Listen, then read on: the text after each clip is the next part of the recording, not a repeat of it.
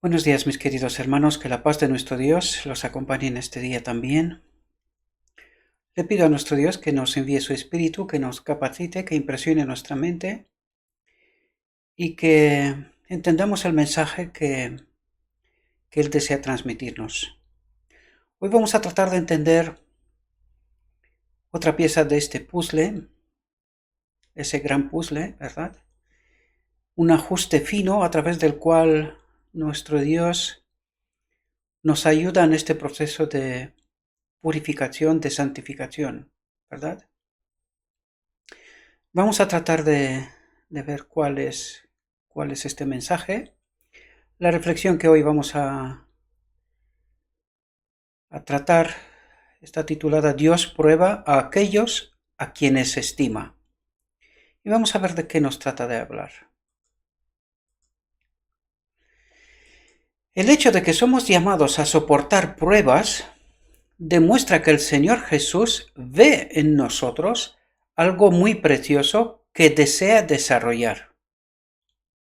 Si no viese en nosotros algo que puede glorificar su nombre, no dedicaría tiempo a refinarnos. Y fijaos porque aquí nos desvela algo importante y que lo comentamos y que normalmente no entendemos. Porque aquí nos revela cuál es nuestra obra. Aquí dice, si no viese en nosotros algo que puede glorificar su nombre, por lo tanto, ¿cuál es nuestra obra? La de glorificar su nombre, ¿verdad? No dedicaría tiempo a refinarnos. Por lo tanto, ¿quién nos refina? Dice, no dedicaría tiempo Él para refinarnos. ¿Cuándo? Ahora. Por lo tanto, entendemos cuál es la obra de justificación, de purificación, de santificación. Es la obra de Cristo, ¿verdad? Podemos entenderla una vez más. No nos esperamos empotar zarzas. Cristo no arroja a su horno piedras sin valor. Lo que Él purifica es mineral valioso. Fijaos lo que dice aquí. Primero dice, Cristo no arroja a su horno piedras sin valor. Es decir, si estamos probados, esto significa que estamos bajo la mirada, bajo esta obra de purificación de Cristo, ¿verdad? Pero también tenemos que mirar la otra cara de la moneda. Si no estamos probados, deberíamos de estar preocupados, ¿verdad? Porque claro, dice, Cristo no arroja a su horno piedras sin valor. Deberíamos de estar muy atentos y tratar de entender cuál es nuestro estado, y de hecho ese texto trata de eso en realidad. Trata de ayudarnos en realidad a comprender cuál es nuestro estado, ¿verdad? El auténtico, no el que nosotros suponemos que es. Pero fijaos aquí, nos revela su obra. Antes nos dijo cuál era nuestra, la nuestra es glorificar su nombre, y ahora nos dice cuál es la suya. Lo que Él purifica es mineral valioso. Diamantes, ¿verdad? Piedra preciosa, ¿verdad? Por eso dijo él, Cristo no arroja a su horno piedras, se refiere a piedras preciosas, ¿verdad? Y luego las otros tipos de piedras que no sirven para nada, ¿verdad? Sin embargo, aquí nos revela cuál es su obra. Lo que él purifica es mineral valioso. Por lo tanto, si nos dedica tiempo es porque hay algo, puede sacar algo de esa piedra, ¿verdad? A los hombres a quienes Dios destina para ocupar puestos de responsabilidad, Él les revela en su misericordia sus defectos ocultos. Aquí debemos, cuando dice para ocupar puestos de responsabilidad, hemos de mirar en términos generales, ¿verdad? En esta obra de predicar un mensaje al mundo, no tanto dentro de la iglesia, porque ya lo dijimos, ¿verdad? Estamos cometiendo un error cuando dedicamos todos nuestros esfuerzos dentro de la iglesia. Que tiene que haber una iglesia, que tiene que estar organizada, que tiene que haber puesto responsabilidad, por supuesto que sí. Pero debemos de darnos cuenta que todo esto tiene que ser centrado para afuera, para predicar el mensaje al mundo, ¿verdad? Por lo tanto, entendemos en ese contexto porque es mucho más correcto, ¿verdad? A los hombres a quienes Dios destina para ocupar puestos de responsabilidad, Él les revela en su misericordia sus defectos ocultos, ¿verdad? Los que no salen, no nos damos cuenta con facilidad de ello, ¿verdad? A fin de que puedan mirar su interior y examinar con ojo crítico las complicadas emociones y manifestaciones de su propio corazón. Cuando se refiere a corazón se refiere a nuestra mente, ¿verdad? Es decir, nuestro Dios saca a relucir aquellas cosas que tenemos en nuestra mente, en la cabeza. ¿Con qué propósito? Para darnos cuenta de cuál es nuestro auténtico estado, ¿verdad? A fin de que puedan mirar su interior y examinar con ojo crítico las complicadas emociones y manifestaciones de su propio corazón y notar lo que es malo para que puedan modificar su disposición y refinar sus modales. Por lo tanto, aquí tenemos esta obra progresiva, ¿verdad? Con el Espíritu Santo, esa obra de colaboración, de purificación, de santificación de nuestro templo. Esta obra progresiva de todos los días, ¿verdad? Y aquí vemos cómo es el mismo Dios el que saca a relucir nuestros defectos. ¿Con qué propósito? Para remediarlos, ¿verdad? ¿Y por qué no los purifica directamente? Porque es necesaria nuestra colaboración. ¿Lo entendéis? No puede hacerlo sin mi colaboración. Por eso nos dice, Él los saca, nos coloca en contextos, en situaciones, para que estas complicadas emociones y manifestaciones salgan a relucir, ¿verdad? Y que nosotros podemos notar lo que es malo todavía y qué es lo que se puede modificar, ¿verdad? Por lo tanto, entendemos aquí esta obra de cooperación con el Espíritu Santo, ¿verdad? Él no puede obrar sin mi voluntad, sin mi permiso, ¿verdad? En su providencia, el Señor pone a los hombres donde Él pueda probar sus facultades morales y revelar sus motivos, a fin de que puedan mejorar lo que es bueno en ellos y apartar lo malo. Por lo tanto, es como una radiografía, ¿verdad? Nos saca cómo somos de verdad, cualidades y defectos. ¿Con qué propósito? Para perfeccionar, santificar ese carácter, ¿verdad? Este es el propósito. Por lo tanto, podemos darnos cuenta, una vez más lo reitero porque es muy importante, porque mucha gente cree que Dios obra independientemente de nosotros. Pues no, aquí podemos ver que esta obra es una obra de cooperación, de colaboración, que el poder es de Él, sí, pero si yo no acepto y no coopero en esta obra, Él no puede hacer nada. ¿Comprendemos? Dios quiere que sus siervos se familiaricen, fijaos aquí, con el mecanismo moral de su propio corazón. Es decir, que nos familiaricemos con lo que tenemos en nuestra mente, tanto bueno como malo, y que entendamos cómo funcionamos en esta relación de cooperación con Dios, ¿verdad? Por eso Él dice, Dios quiere que sus siervos se familiaricen con el mecanismo moral de su propio corazón, que entendamos realmente cómo funcionamos y cómo se hace esta obra de cooperación, ¿verdad? Esa obra de purificación, pero también para transformar, mejorar aquellas cualidades que también tenemos, ¿verdad? A fin de lograrlo, permite con frecuencia que el fuego de la aflicción los asalte para que se purifiquen. Fijaos cómo lo dice. Porque claro, aquí hay otro ajuste fino que tenemos que comprender. Fijaos cómo formula para que nos demos cuenta. El fuego de la...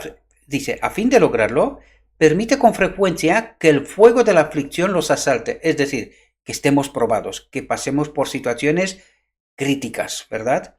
Porque es ahí donde se ve realmente cómo somos, nuestro auténtico carácter, ¿verdad? Pero fijaos cómo formula aquí, dice, para que se purifiquen.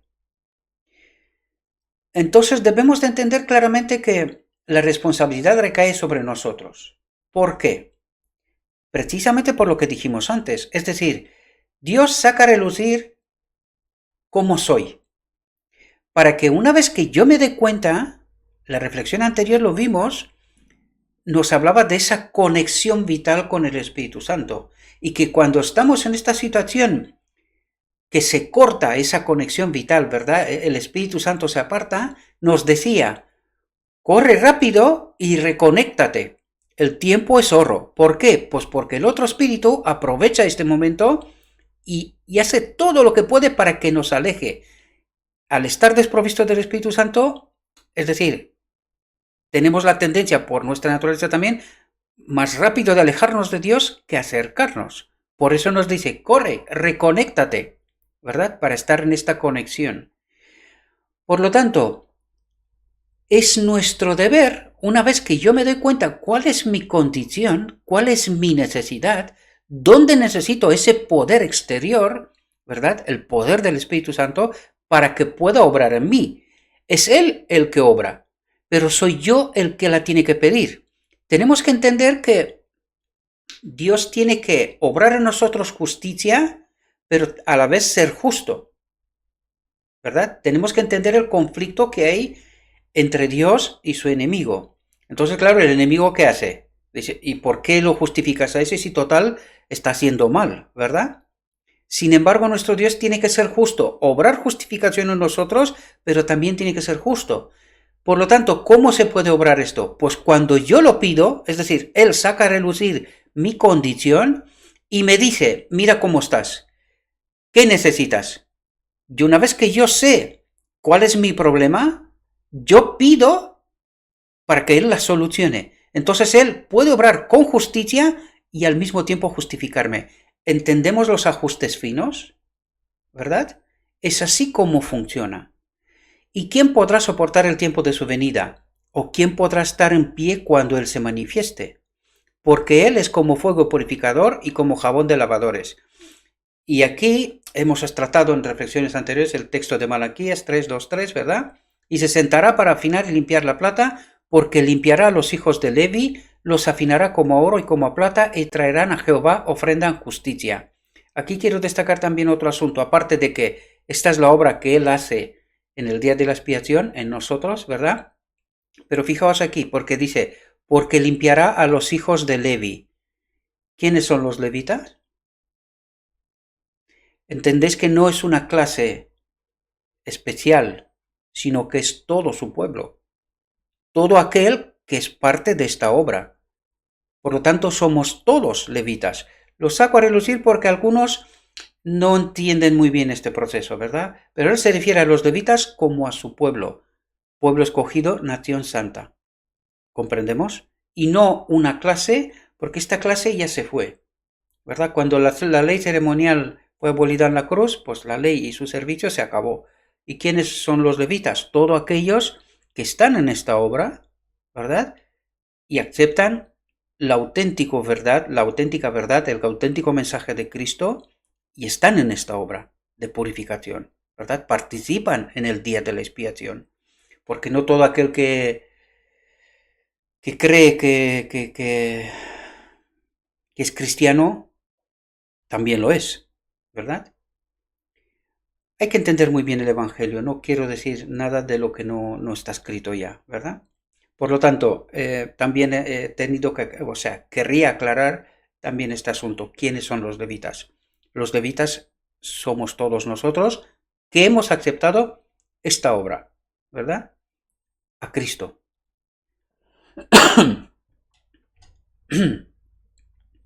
Y aquí también viene precisamente, empieza con este texto que también lo quería comentar. Dios conduce a su pueblo paso a paso.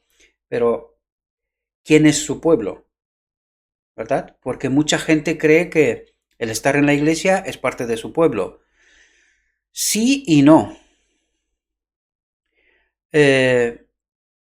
¿Todos los judíos fueron su pueblo? Mirad la historia, ¿verdad? Porque en el día de la expiación no todo el pueblo participaba. En el día de la expiación, todo aquel que durante el año se había preparado participaba el día de la expiación. Aquellos que no participaban, no se preparaban antes del día de la expiación, eran excluidos del pueblo, excluidos, echados fuera. perdían la nacionalidad, para que nos entendamos bien, ¿verdad? ¿Quién es pueblo de Dios? Aquel que se santifica, se purifica, está en este proceso, está en esta obra. Por lo tanto, no todo aquel que se llama judío lo es de verdad. ¿Entendemos? Quiero resaltar eso porque debemos de andar con mucho cuidado. Mucha gente está en la iglesia, pero esto no significa que todo el mundo estará salvo, sino que todo aquel que participa de verdad en el día de la expiación, ¿verdad? Fijaos, coloca a sus seguidores en diferentes situaciones a fin de que se manifieste lo que hay en el corazón. Es decir, este es parte de ese proceso de prueba para sacar a relucir cualidades y defectos, ¿verdad? Y fijaos lo que nos dice aquí. Algunos soportan ciertas pruebas, pero fracasan en otras. Y fijaos para que entendamos esta obra progresiva. A medida que se avanza en este proceso, el corazón es probado un poco más severamente. ¿Y esto qué significa? Esto significa que no todo el mundo pasa este proceso. Hay gente que en el camino abandonan, ¿verdad? No todo el mundo acepta que su corazón sea probado más severamente, ¿verdad? Por eso decíamos antes de que el cristiano, de que la gente que participa en la iglesia deberían de ser preparados como maestros y ser cristianos fuertes. Porque ¿qué es lo que nos está diciendo aquí? Que a medida que avanzamos, nuestro corazón es probado un poco más severamente. ¿Con qué fin? Pues para lograr esa purificación, esa santificación, ¿verdad? Es absolutamente necesario. Es como el fuego que tiene impurezas, hay que meterlo en el fuego para quitarle esas impurezas y el oro se quede puro, limpio, de la mayor calidad. ¿Comprendemos? Y esto hay que pasar por el fuego, por esas pruebas un poco más severas. Por lo tanto, debemos de tener cuidado con lo que decíamos en la reflexión anterior, murmuraciones y todas esas cosas, ¿verdad?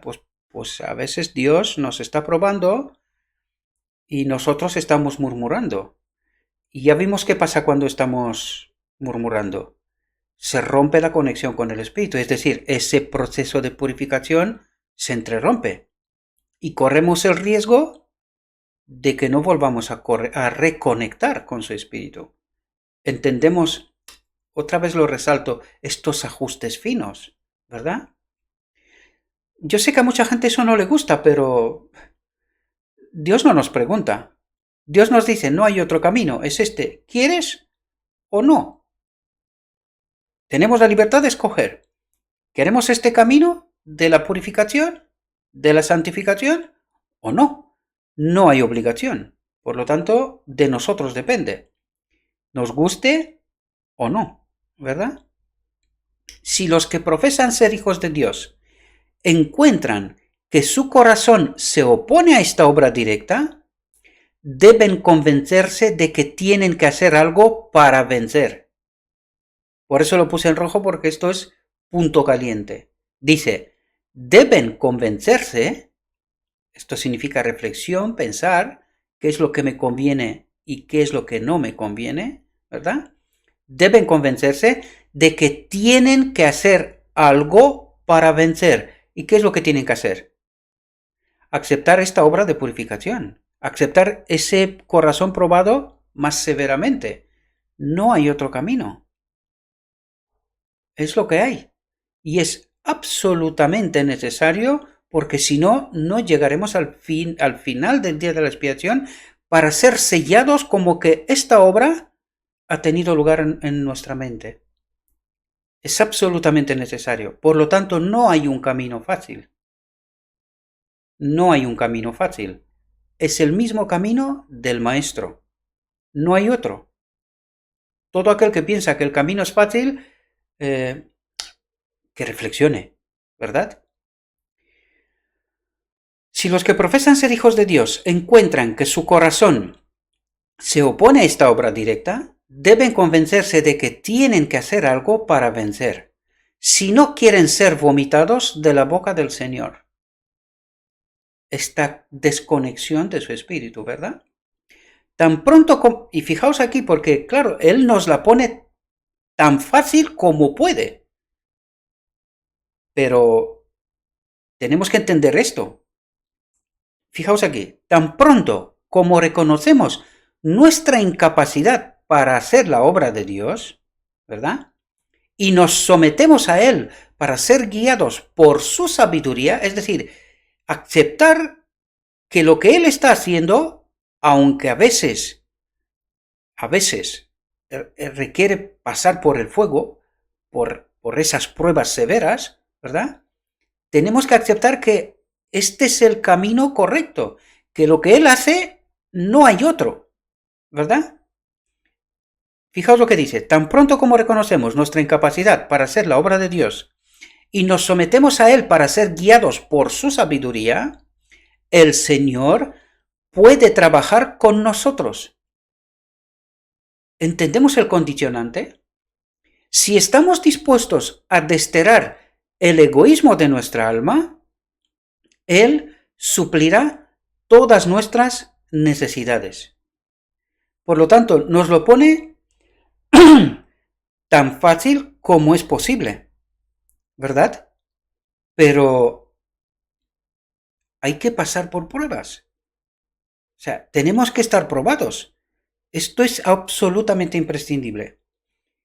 Y también voy a destacar aquella creencia que mucha gente tiene que solamente basta con creer y que somos salvos. Pues aquí podemos ver una vez más que no es exactamente así.